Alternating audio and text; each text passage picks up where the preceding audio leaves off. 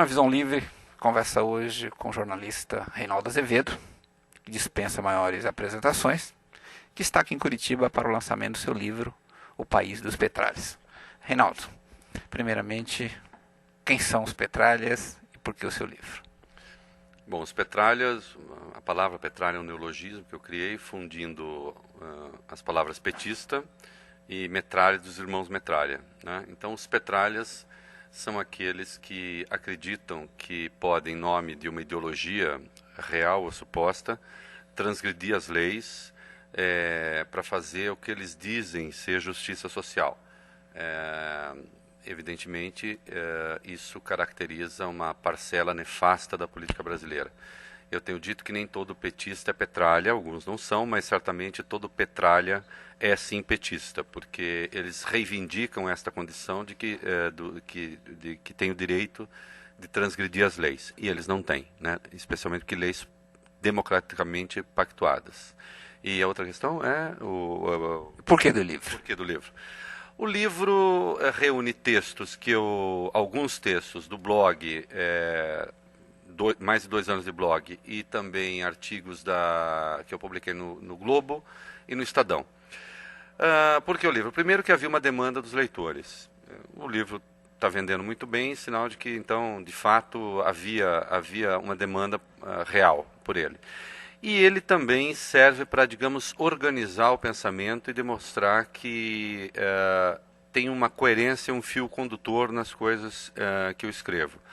O blog, dada a sua natureza, que é comentar a política do dia a dia, do cotidiano, um post vai sempre se sobrepondo ao outro, e você corre o risco de criar uma das coisas que eu realmente critico no petismo e na política, que é o que eu chamo presente eterno, né? É como se a memória desaparecesse. Esse é um risco que a gente tem na internet. Então, o livro, de algum modo, consolida, digamos, uma linha de pensamento, né? Os leitores queriam, e eu fiz, e estou feliz porque eu mesmo me surpreendi, eu nem sabia que eu era tão coerente assim.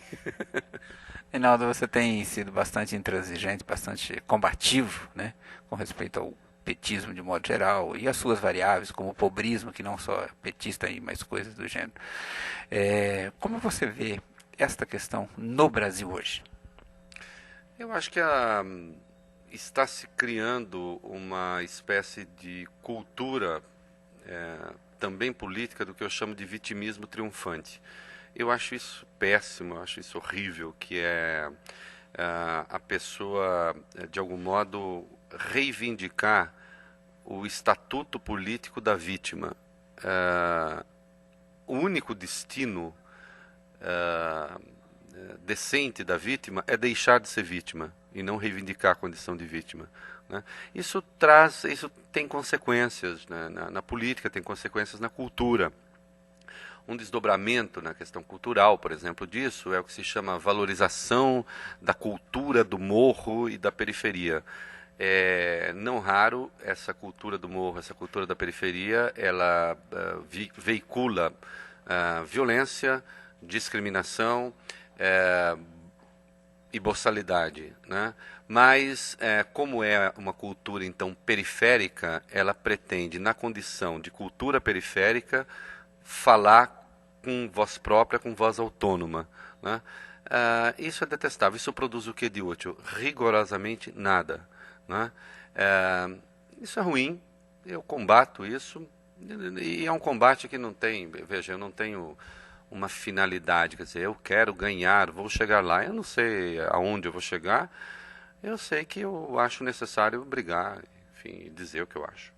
Os intelectuais, de modo geral, dos meios acadêmicos, e eu vivo no meio acadêmico, conheço isso mais de perto também, né, tem uma posição extremamente contrária à leitura que você faz.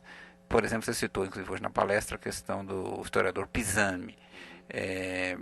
Como é que o senhor vê a universidade hoje, de modo geral?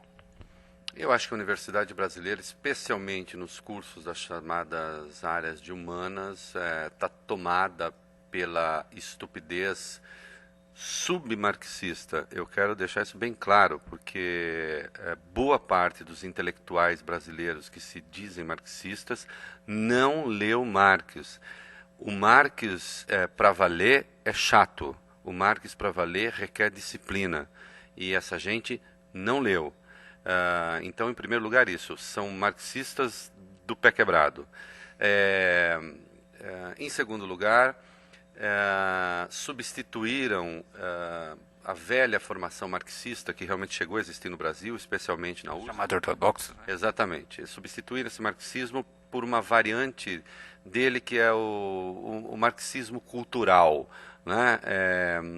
Que então nós vamos fazer uma nova espécie de revolução pela via da cultura, pela via de uma espécie de tribalismo, né?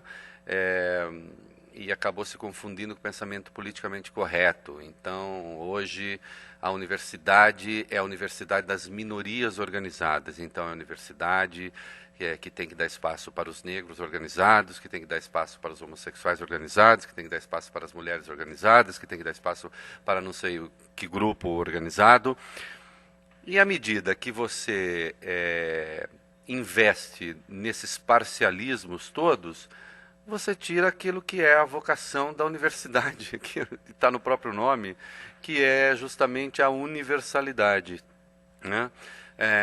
É como se tivéssemos desistido daquilo que era uma boa utopia de ter a comunidade fraterna dos homens, né? Hoje é como se cada grupo devesse reivindicar a sua cota de participação, de modo que então todos dizem a sua verdade, né? Isso é a negação do espírito da civilização ocidental que gerou a democracia.